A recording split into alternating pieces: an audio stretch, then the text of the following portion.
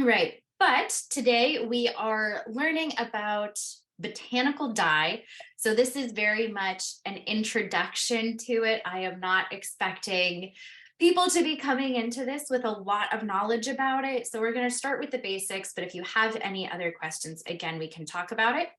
But for those who do not know me, my name is Marissa, and I have this little business called the Art of Ecology, which blends environmental science education with some sort of hands-on or creative component, hence the name Art of Ecology. So in this picture here, you are seeing one of my botanical dye workshops where participants were able to learn about botanical dye, learn about harvesting the plants. We went on a walk around this nature center property, identified plants that were great to be used for botanical dye, talked about some harvesting methods, created some dye baths, and then other dye baths I had available because sometimes they can take a very long time to actually make. So I had some pre-made for them, and then we talked about some various dyeing techniques and methods. So it's a great in-person program, but I think that it's also a program that can be done really well virtually because this can be something that's done on our own regardless of where we live. So we'll talk about a brief history of botanical dye. We'll talk a little bit about the chemistry of colors, specifically on various fibers. We'll talk about some key terms in order to talk about that. We'll go over the basic steps of how to create a botanically dyed shirt. And then we'll talk about some common plants that are in this region. And when I say this region, I mean they can be found along the eastern United States. However, many are invasive, so you might be able to find them in some other areas and regions as well. But botanical dye has a very, very long history, which makes sense because before synthetic dyes were made, people got color from all sorts of other ways. And while the first example here is not necessarily an example of a botanical dye, this is an example of an animal dye, it still kind of speaks to the fact that people have been doing stuff like this for a very, very long time. The dates that I have here, I do want to mention, are when things have been documented. This does not mean this is when this group or culture started using botanical dye. There could be all sorts of undocumented activities. So just keep that in mind that many of these groups were around for a long time before photos and printing and drawing was invented. So the first one that I wanted to highlight is ancient Greece. This is where kind of the first start of people being like, we are going to dye fabric is really pronounced, really thought of, and that is with a dye called Tyrian purple. And this was made using mollusks. So right along, in Greece, these tons of islands, you have a lot of coastal areas, so a lot of mollusks and shellfish in the area, and there's this little mollusk, little snail, that a gland within the snail produces a purple pigment. So it's about 17,000-ish of these little snails are required to dye a small amount of fabric. So this kind of led to the rich and the wealthy and the emperors saying, "Ooh, we want this purple dye." So you may also know Phoenician purple. Modern day, we call this color royal purple. And that's kind of where that connotation of purple being a color that symbolizes wealth and status comes from, is how expensive and difficult it was to create this dye. But then that kind of started getting people to play around with a little bit more and experiment more with other colors and other plants.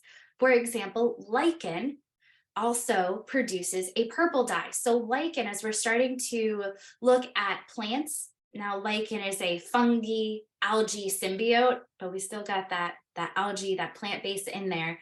that was known as the poor man's purple. So it was not the same shade as royal purple or Tyrian purple. But this is when people started or were documented to start playing around a lot more with botanical dyes. Then we can move to ancient Egypt. And this photo here is a scrap of a weaving of like a leather pouch of a quill not a quill for feathers, for arrows. So they would have their quiver of arrows, and this reddish color that you see here, that rusty reddish color, was made using a plant called madder, Madder. And so we start to really see a lot of these new reddish hues coming in. It was also found in some of the wrappings on mummified bodies. So we can see that it has not just this, oh, we have a quiver with our arrows, we're going to make it colorful, but it also played some sort of spiritual or religious impact in the fact that they are sending these bodies, these mummified bodies, into the afterlife, and madder played a role in that.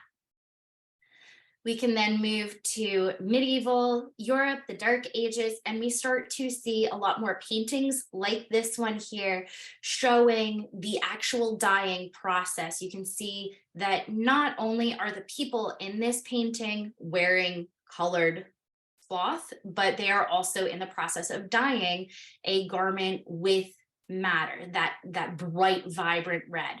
Blues were often obtained by indigo plants.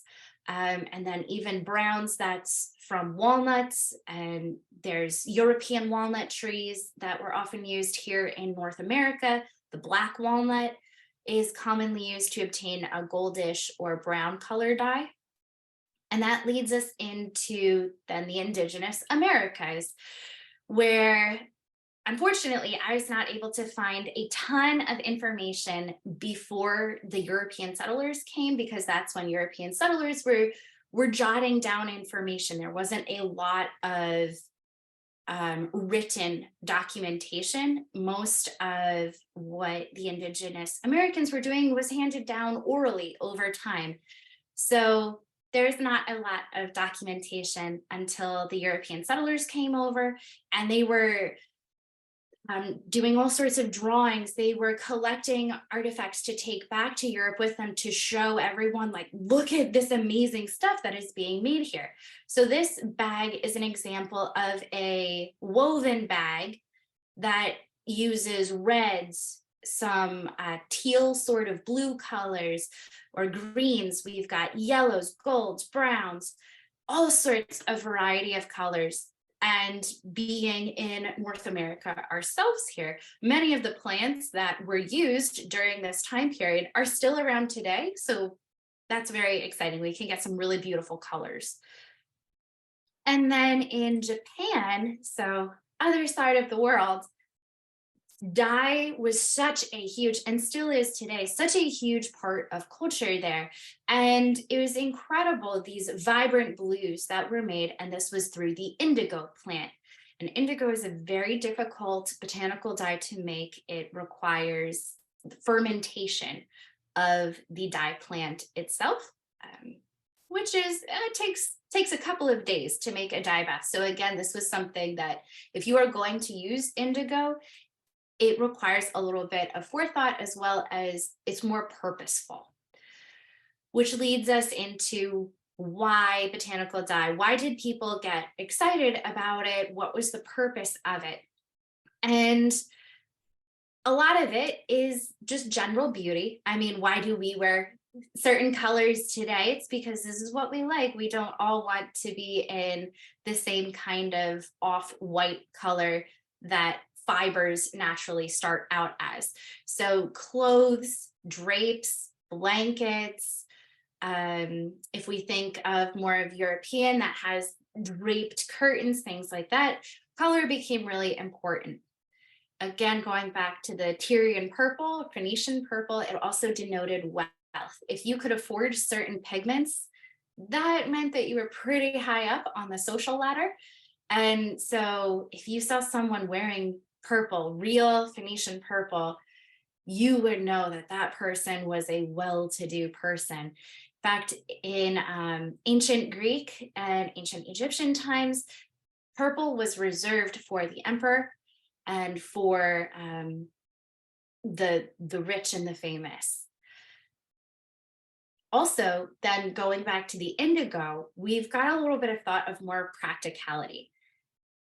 Many of the plants keep some of their herbal constituents or their more medicinal or supportive functions, and indigo is one of these plants. Indigo is an antibacterial, antimicrobial, it's a pest repellent. So think of now in this day and age, we use a lot of cedar chests or lavender rosemary sachets to keep clothing moths away, or we don't want little bugs getting into our closet and chewing. Indigo naturally repels pests.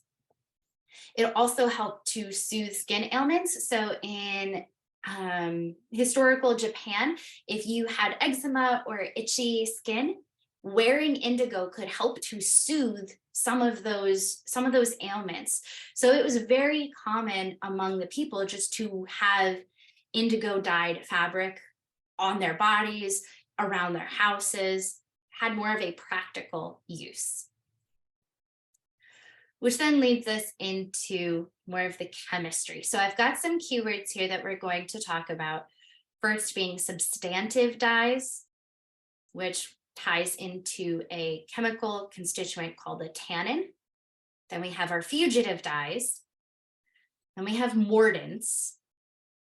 And then we'll talk about the difference between a plant fiber and an animal fiber. So substantive dyes are going to be dyes that bind very easily to a fiber.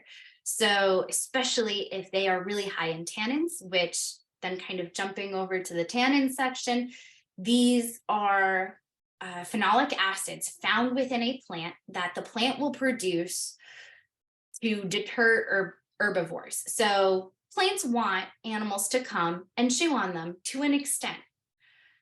When for example, a deer comes up to a tree in springtime and it nibbles on the young buds, the plant will actually secrete a plant growth hormone at that site, which will stimulate overall growth, helping the plant then to be able to do more photosynthesis during that summer or growing season. So plants do like to be chewed on. But again, we don't want over herbivory. We don't want too much happening. When too much happens, the plant is going to have a hard time recovering. So it'll say, hey, hold up. Nope, you've had your fill. We're cutting you off. And it produces these really, really bitter compounds that don't make the plant toxic, but it makes it unpalatable. And the animal will say, oh, this tastes really bad. Now I'm going to go from this tree to the next one. And so it's something that the plant can produce pretty quickly. Those tannins or those bitter things will also not just protect the plant from this over herbivory, but it also protects it from bacterial and fungal infections. So really great immune system boost for the plant. Every plant has them to some extent. Some plants have them more than others. So for example, the word tan in itself means oak. So oak trees are extremely high in tannins. One of the most common mordants or things that help a pigment bind to fabric are oak galls that you can find on the leaves and on the branches of the tree. So it's a really great thing to have around. But substantive dyes are one that are either really high in these tannins, so high in the compounds that allow that binding to happen, or in use of a mordant to help that process. Every dye is going to fade over time. However, this will now, if you're using a substantive dye, will take years and years to fade, whereas fugitive dyes are dyes that fade very quickly. And when I say very quickly, I mean as soon as you add water or wash it, or when exposed to sunlight for a couple of hours to days. So fugitive dyes, even if you add a mordant or that thing that's going to help the binding process, they're not going to really attach.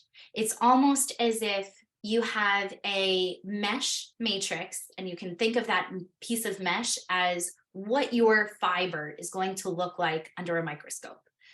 And the fugitive dye is just going to kind of sit in those holes between the mesh pieces.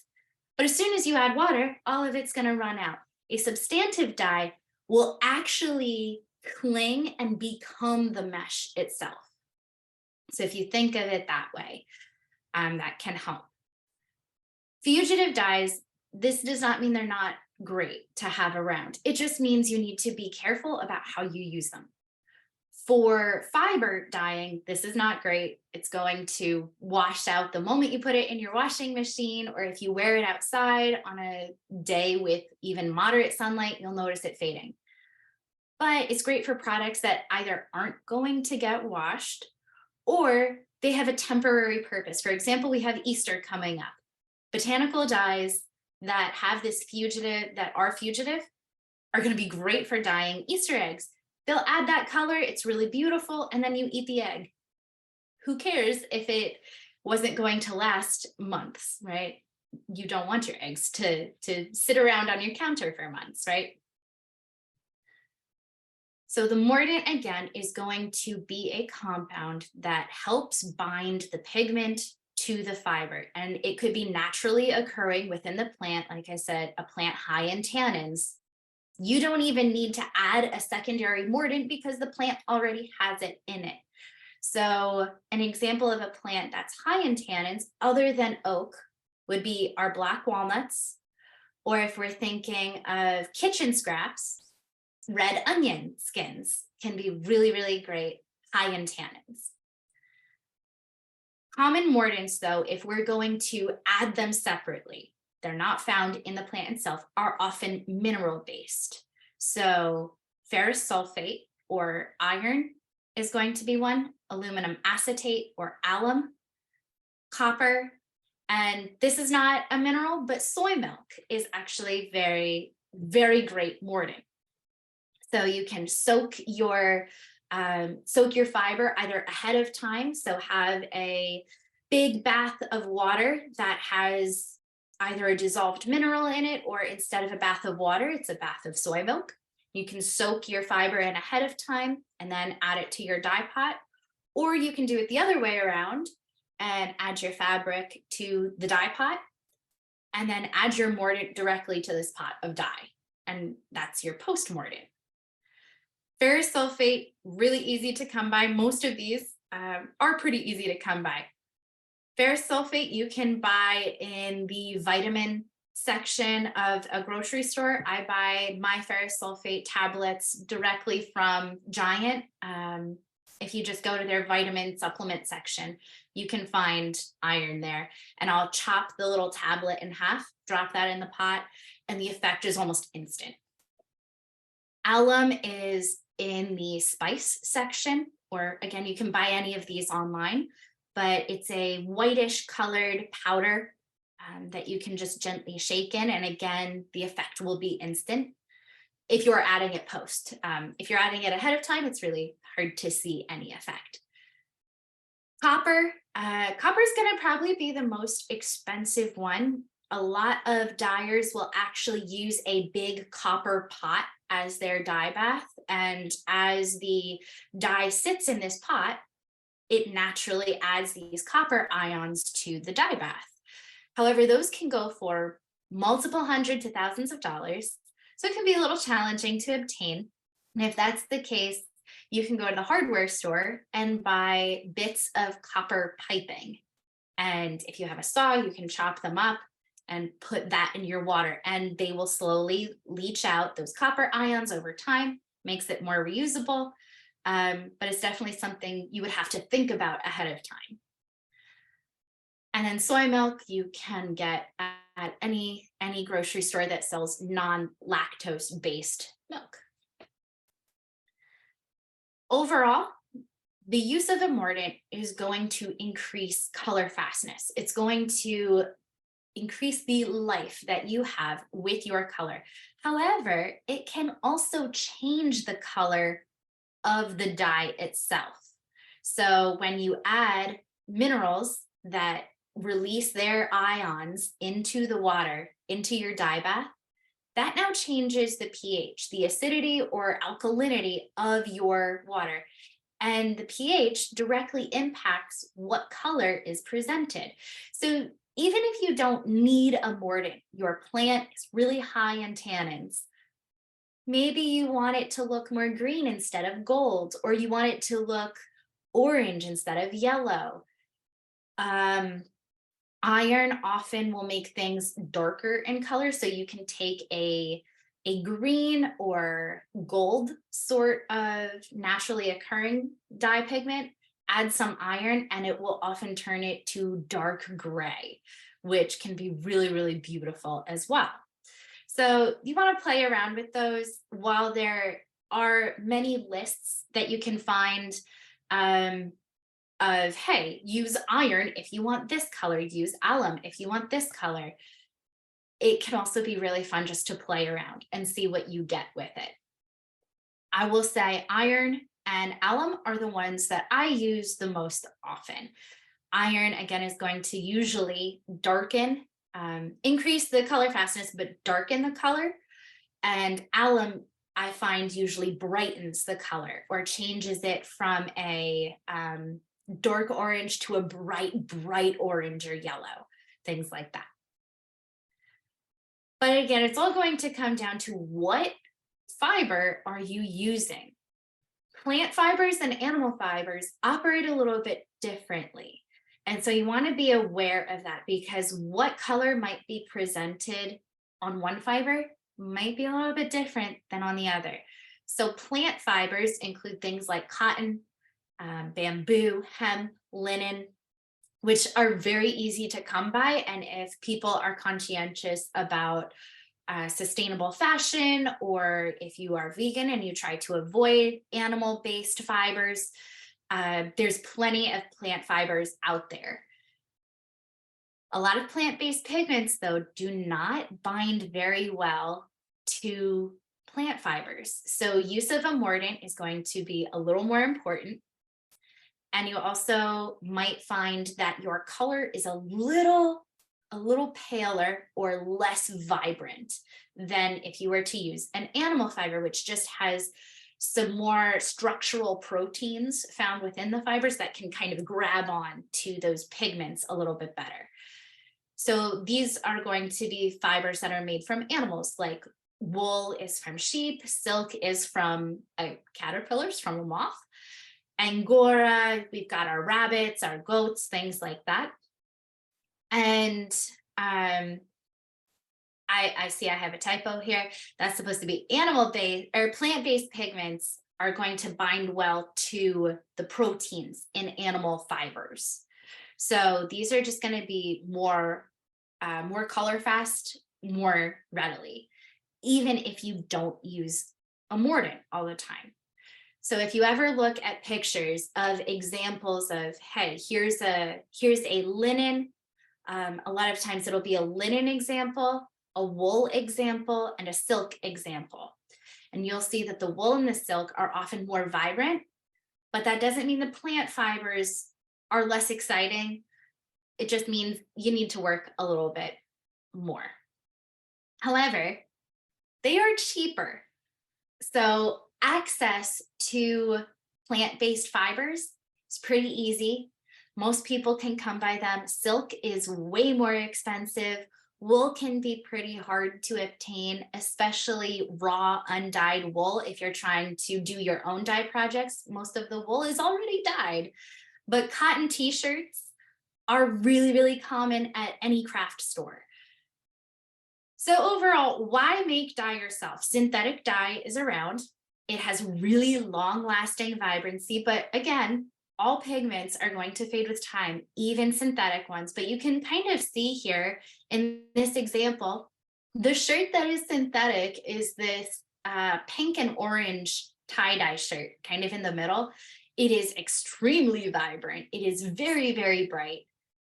The other ones around it do have a lot of color, but they're not um, as vibrant. They're not as like, oh, wow, this is a neon green instead of a chartreuse green that's next to this tie-dyed shirt, right?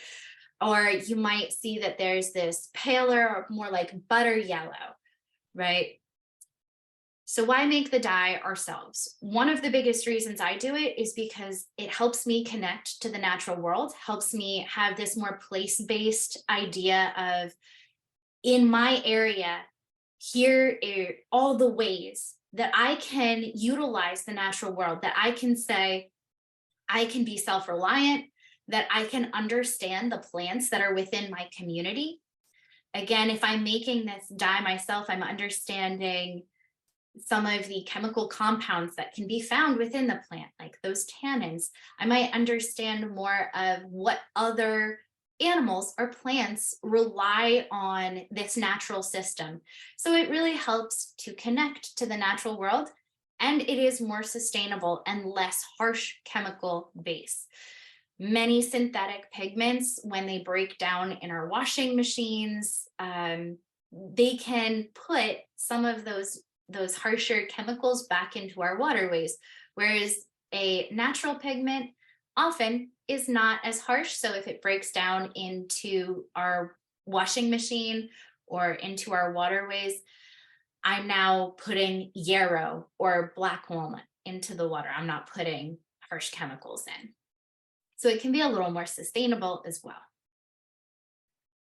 So again, cotton shirts are going to be what I really recommend beginners starting with. Even though it's that plant-based, it's not the animal-based fiber, so it might not be as vibrant as you would really, really want it to be. Again, it's really easy to get and holds up very, very well. So when you make your dye bath, making your shirt, the first step is going to be to soak your fabric. So you see this picture here, I have a whole bunch of buckets of water. It is just water. And I have the participants of this program soaking their shirts in it, getting it super saturated. That's going to help the pigment be absorbed into the fibers very easily. If you think of the way that water moves, it's going to be like a capillary action, where if you have a paper towel and you just gently touch the corner of water, the water gets pulled up very fast. Same thing is going to happen with the shirts. You can also mordant in this step. If you wanted to put and dissolve your alum in one of these buckets of water and then soak your shirt in that, that's totally fine. Not required though. While that's happening, while your shirt is soaking, you want to steep your plants in water. And you can either do something called a cold process or a hot process.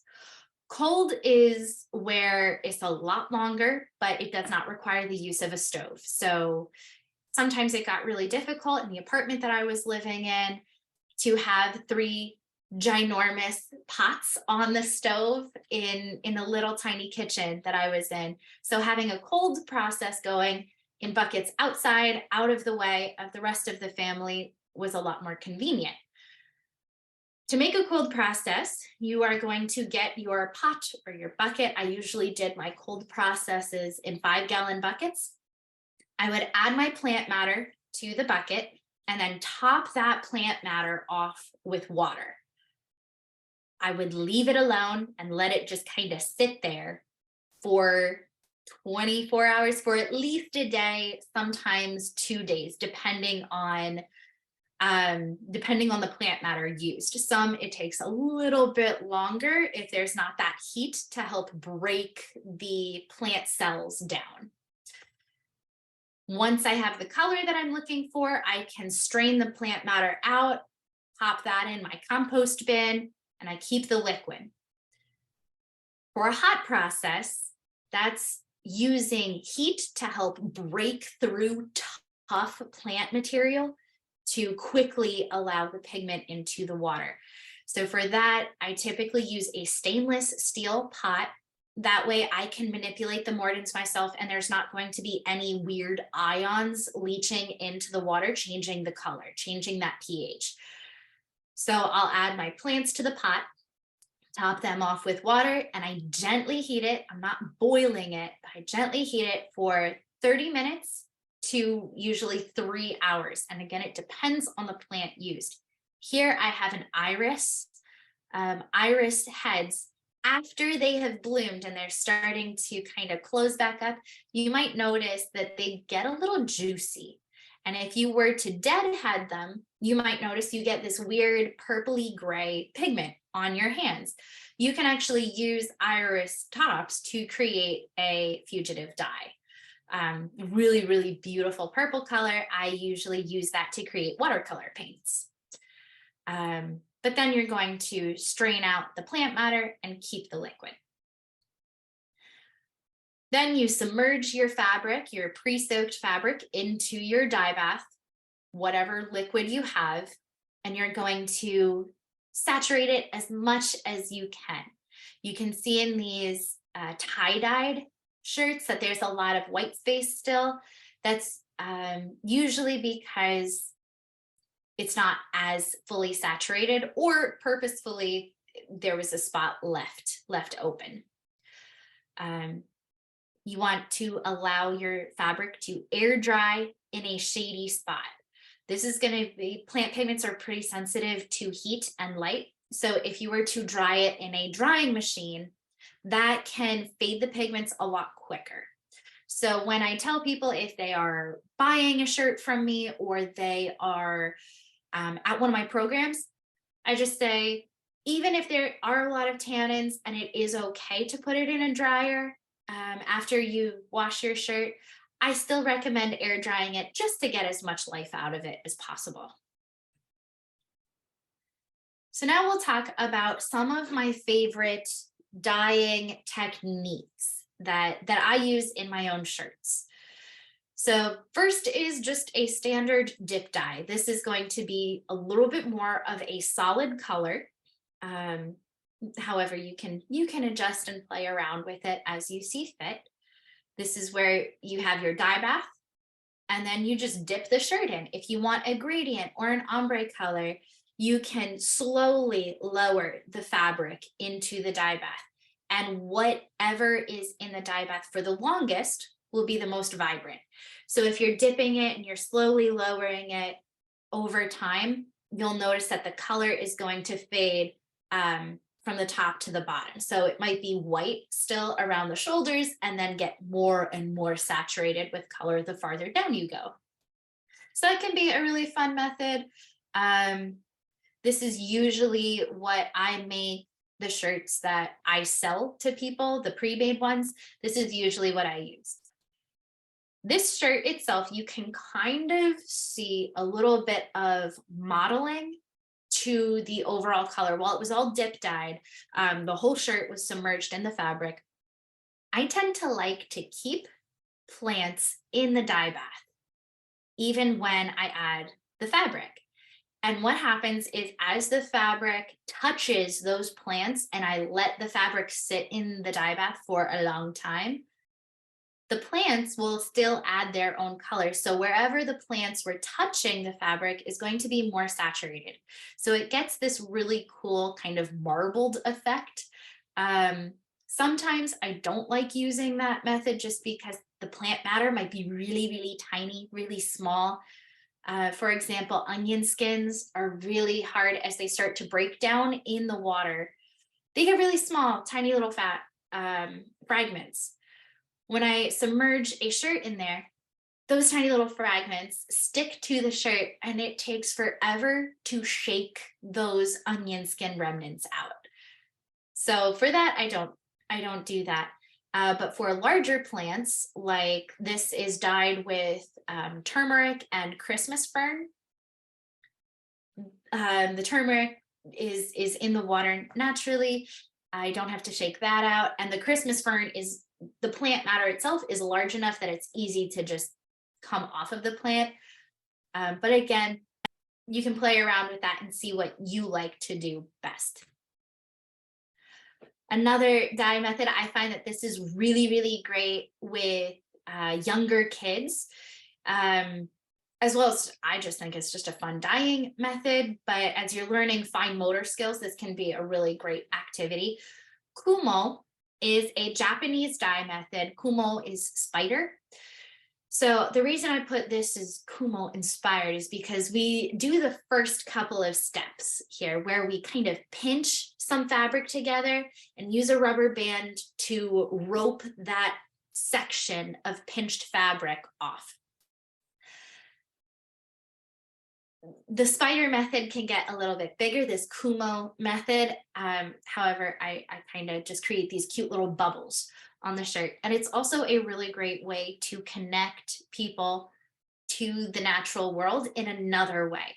So I will have people go find a pebble, go find a rock, go find some sort of circular natural object.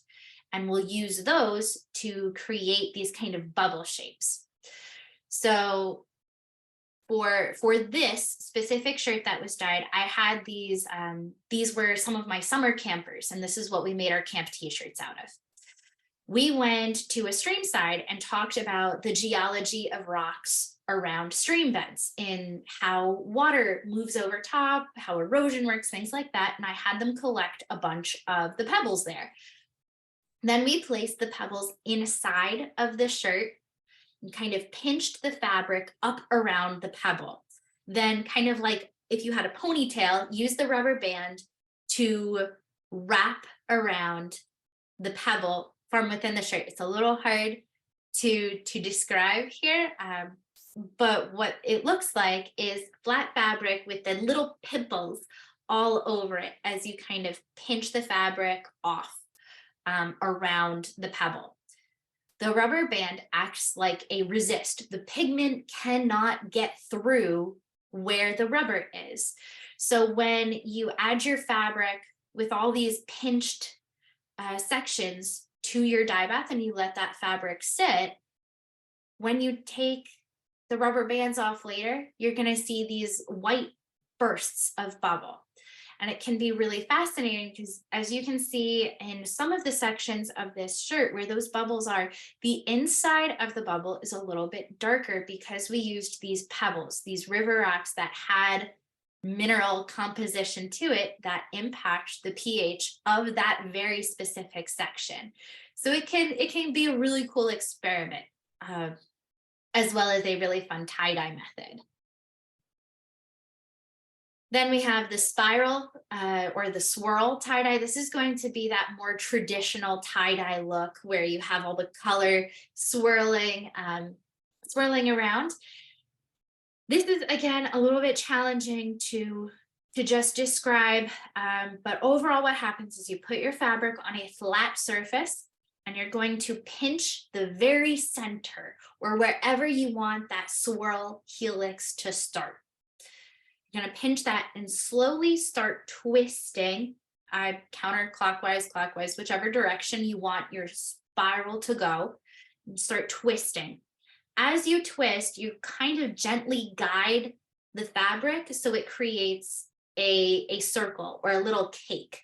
So you're pulling the fabric in as you twist, kind of guiding it so all the materials is in a spiral shape.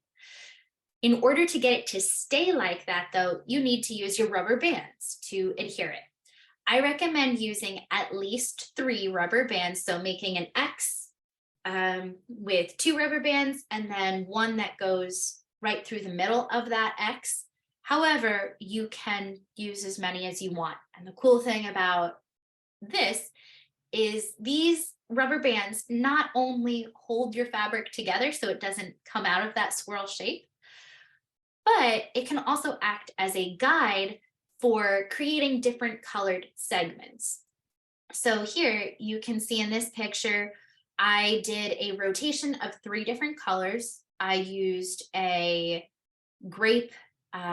Grapes are high in tannins, hence wine being having more of that bitter taste, high tannin. So grapes can be used, that's that maroon color. grape and black raspberry. I used red onion skins and cosmos flowers for that orangey color. And then I used blackberry and black bean to create that grayish purple color with an iron mordant. And I used tie-dye squeezy tubes to saturate the area with color in those sectioned off blocks. I let that sit for 8 to 24 hours. I had it draining over a drying rack, had it drip drying for a little bit, and then I put it, once a majority of the liquid was out, I set it in a plastic bag, set it aside for overnight. So I think in total it was about 16-ish hours that it was set aside. I didn't touch it, sitting there. Then I removed the rubber bands, shook it out, had the color, rinsed all that extra color out. So you want to rinse it until it is clear, bleeds clear. That way, you know, if you put it in the washing machine, it's not going to soak color everywhere else on the rest of your clothes. And you get that cool spiral pattern. So now we're going to talk about what plants we can use to create dyes with. And there's a huge, huge list. So this is nowhere near comprehensive. All you would need to do is a quick little Google search of dye plants found in southeastern PA, dye plants found on West Coast, things like that. And you should be able to find a list. So these are going to be some of my personal favorites that I like to use. First one is crab apple bark. And where you're going to find that is edges of wooded areas and edges of fields that are starting to succeed or transition from a meadow to a woodland area. So these are going to be great at nature centers that have trails that butt up against the woods. Some of the trails have brighter or more open areas that allow sun to come in, and crab apples, or native crab apples, really like those areas. You would just need to ask first before you forage on anybody else's property. But another cool thing is these are often used as residential ornamentals. They have beautiful, beautiful flowers that bud out around this time of year. So we should be starting to see crab apples flowering starting in April. So very exciting. But as you are pruning or taking care of your crabapple tree, you can save all of those cut branches, or if there's storm damage and a branch falls, you can use all of that to create your dye bath out of. So you're going to want to chop the wood up into 3 inches to 8-inch pieces. You can keep some larger stems in there if you wanted. But every time that you make a cut, you are breaking a plant cell. And when that plant cell is broken, all of this, it's like a Tupperware. When you take the lid off, all the stuff can now be removed from it. But if you keep that lid on, it's a little bit harder to get access to it. So you want to chop it up, put it in your pot, top it off with water. And this you're going to want to heat for about an hour. After an hour of medium to high heat, but not boiling, you should see that the water turns wine red. It is vibrant, it is bright, it is a really red color. I use alum as a mordant for this. And again, alum usually brightens things, and it turns that wine red color to a really vibrant peachy color, which I really enjoy. So typically I let the fabric sit in that dye bath for about 3 to 7 hours. So I might start making the dye bath early in the morning, and then by the evening, I have a finished soaking shirt. Christmas fern, as well as many other ferns that we might have in the area, create a nice lemony yellow color. So the Christmas fern is going to be found in moist wooded areas. They're understory plants. If you are in an area that has a stream or a lot of rocks that have water gathering around them, you're going to probably be seeing this Christmas fern, and you can identify them if you look at this picture here. There's these leaves of ferns, and each leaflet or little section looks like a stocking. So just kind of upside down little stockings that go down the entire midrib or rachis of the fern. So that's how you can identify it as the Christmas fern. All you would do is pick the entire leaf. Just be sure that you're not just ripping the plant up out of the ground. You can pick, if you have one bunch of ferns and there's 4 leaves emerging from it, pick 1 or 2 of them, let the plant continue to thrive, continue to produce its spores, grow for future years. But then fill your pot with leaves, top it off with water. You're going to want to really heat these. So you can boil these for about 1 to 2 hours. You're going to see that it's a kind of murky color. You can use the murky color if you want. However, I like to gently shake some alum powder into the water after I've strained the ferns out. Or again, you can keep the ferns in and you'll kind of see that mottling color again on the shirt. And it really transitions from this murky color to a more vibrant but deep yellow. Goldenrod is one that I really enjoy, specifically for how a change in pH can change the color. It doesn't just brighten or darken it, but it really turns it into something very different. Goldenrod is going to be found in fields and meadows starting in summer, and they'll continue blooming through autumn. And you will want to use the flowers, the stems, and the leaves for this. But again, don't take the whole plant. We want to keep it thriving for years to come. And you're going to want to look for stems, since this is another native plant. You want to look for stems with no galls. These are going to be weird areas where the stem continues to grow, but instead of having a bright yellow flower at the top, it looks like a poof ball of leaves just exploded. That's going to be from a bunch gall, which is a little fly that has laid its egg inside the bud of leaves. And instead of triggering flowers to grow, that egg triggers hormones that say, hey, we're going to create lots of leaves right here to create a cozy little living room for this little larva to grow. Or you may see that on the stem, there is a giant spherical swelling, and that is the goldenrod gall wasp, who has laid its egg just like the midge that laid it in the buds. You will see this sphere has a little native wasp in it. Leave those alone. You don't want to be boiling them or heating them or removing them from their home. But there's going to be plenty of these flowers that don't have galls on it, and you should look for those when you're harvesting. Again, you're going to fill the pot up with your plant material, top off with water, gently heat for around 3 hours. So we don't want to boil these. You're going to notice that the color becomes the color of tea. It's this more goldeny amber color. Strain your plants out. And then this is kind of a multi-step process. We're going to add iron, and that's going to really deeply darken. So it becomes a really dark gold, less tea colored. And then if you gently sprinkle some alum in, you will see right away it turns from a yellow or a gold color to green. That iron is there just to darken it a little bit. So instead of being a pale chartreuse sort of green color, it'll be a bright or vibrant green color. And then I soak the fabric again overnight or for roughly 8 hours.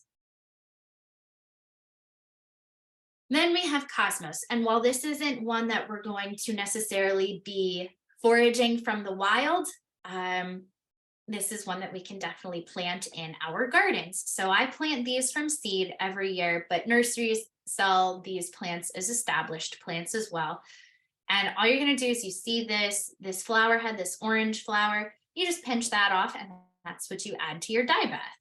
If you see that the petals have started to fall, you can kind of pick up the petals and scoop them into your dye bath too. 15 flowers is enough for about 100 grams of fabric. And I will say that 100 grams of fabric is going to be kind of a shirt size. But if you're trying to do a napkin or a tea towel or a tablecloth, you'll probably need to adjust. You're going to top those flowers off with water, simmer, so very low heat for an hour. You're going to notice the water becomes the color of these petals. You're going to add your fabric, and then if you add alum, it's going to turn it yellow. So you want to just keep that in mind. While it's a very nice yellow, the orange originally can be nice as well. And finally, we have this one, which I love, love, love the dark color of. I really like browns. Is our black walnuts. These are super high in tannins, so you don't need any mordant at all. And this color will last a very long time. You also want to take note when you're harvesting or creating the dye bath that it will dye you too. So this kind of orangey brown color you see on my thumb here in the picture, that stayed on my skin until those skin cells sloughed off. So it was for about a week or two. So just keep that in mind when you're using black walnuts, that they can really dye your skin. If you don't care, then go for it. I personally don't care if I have funky colored hands. As an artist, that's kind of the risk of the trade. But otherwise, if you do care, you'll want to wear gloves. So you'll find these trees along forest edges, and you can easily pick up the nuts off the ground. Just make sure that there are no maggot holes, because we don't want to deal with that. Or you can pick them straight from the tree if there's a branch that comes and falls over that's low enough for you to grab. And then you're either going to cut it. If it's a young walnut, it will be easier to cut through. But if they have aged a little bit, they've matured, they get a lot harder. So this is, again, really fun for kids or adults that need stress relief, to smash them with rocks. That's going to break them apart. Again, we just want to break those plant cell walls to better release their pigments. One walnut is good for 20 grams of fabric. So for a standard shirt, that's going to be about 5 walnuts per shirt. But it's all dependent on what you want to make. Top the nuts and the pieces of nuts off with water, and easy thing to do, heat on the stove for about 1 to 2 hours. These are really thick, really, really hard, tough plant materials, so that heating is going to help to break them down. And then I let them sit. I'll transfer it to my 5-gallon bucket, and I let them sit out in the sun again for about another 5 hours. This is one that takes a little bit of time. After that, I'll strain out the walnuts and submerge the fabric for about 4 hours, but you will see an immediate change in color as soon as you dip it in. But if you were to then immediately take it out after you've dunked and you take it out, it'll be more of a beigeish tan color. Whereas if you let it really stay in for up to that 4 hours, you get this really nice, rich coffee color. So we've got some great colors to utilize. And again, with the black walnut, this is one that does not require the use of a mordant. So are there any questions before we end? I'll stop sharing so I can see people. Awesome. Okay, well, if you think of any questions in the future, you're doing this activity in the spring or the summer, and you think of something, please don't hesitate to reach out. But thank you. I actually have a just quick. Yeah. One, do you use a whole walnut after you smash it, or just the inside? Yes.